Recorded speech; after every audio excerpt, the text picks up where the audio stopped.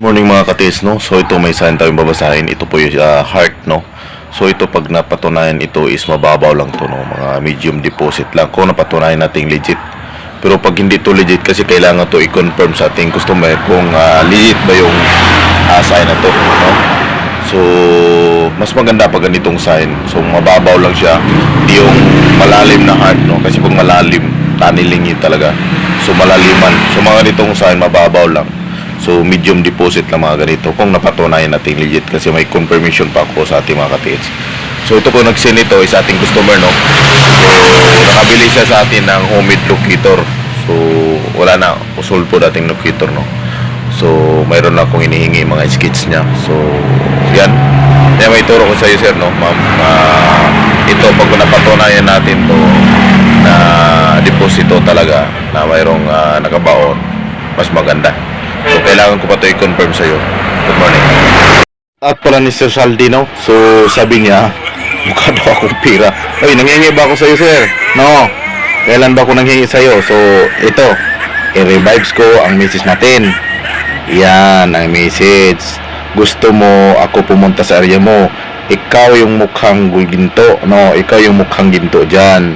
No, ito pa. Gusto mo ipasurvey. Ano ka, hello? Sino pa ba? Magpasurvey sa akin. Napakaswerte mo kung ako mag-survey sa area mo tapos i-block. Bakit i-block mo ako agad, no? So yan ang sabi niya. So ito po yan po sa Facebook. So yan mga taong ayaw mapagod. Gusto na ihungit na lang. Gusto na lang ipakain na lang yung ginto. Punta ka doon sa Palawan Pawn Shop. Doon ka maghanap, no? Try mo sa iba kung may ibang libre pumunta sa area mo, no? Gagasto silang gasolina na napakamura para puntahan sa area mo. Bakit ako hinanap mo financing? Maghanap ka ng financing, di ako, no? Tapos sinabihan mo pa ako mukhang pira. Ikaw rin yun, sir. Ikaw yung mukhang pira, no? Kasi gusto mo libre. Punta ka doon sa Palawan Pawn Shop, bumili ka doon. Hanap ka pala ng ginto, no? So, ang galing mo maging istorya, no? Ang galing mo. Akala mo, maepektuhan ako niyan? Walang problema yan sa akin, sir, no? Ginagawa mo pa akong financier. Maghanap ka ng ginto kung gusto mo, no? Huwag mo akong pangunahan.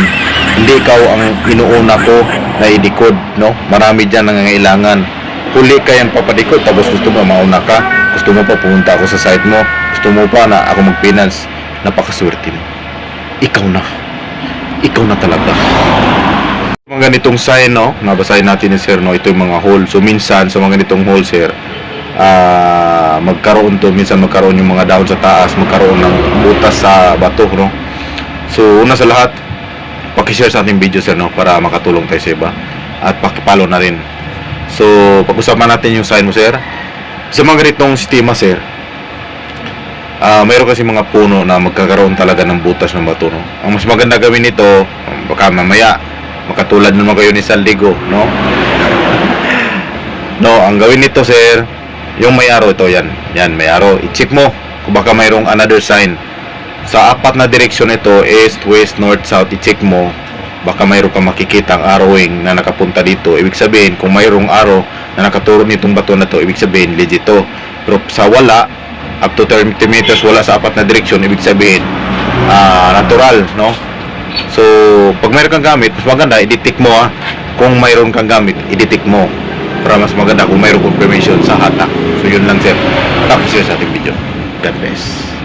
Good morning, no? Ito po si Mindanao Hunter sign.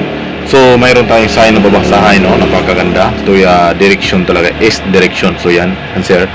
So ang sukat niyan, sir, may tuturo ko sa iyo, sir, may tutulong ko sa iyo. So sa mga ganitong sign, sir, is mayroon talagang deposito niyan. So gold bar po ang deposit niyan. So hanapin mo mula sa 8 meters up to 13 meters. Tandaan mo, sir, east direction siya. East direction. Hanapin mong east direction pag sikat ng araw. 8 meters up to 13 meters ang distansya. 8 meters, mula ka sa 8 meters up to 13 meters. So ang gawin mo dyan para mahanap po kung saan target na possible hukay mo, i-detect mo mula sa 8 up to 13. So pakishare na lang sa ating video, sir, no? Sana po ay ma-share mo at pakipalo na lang. God bless.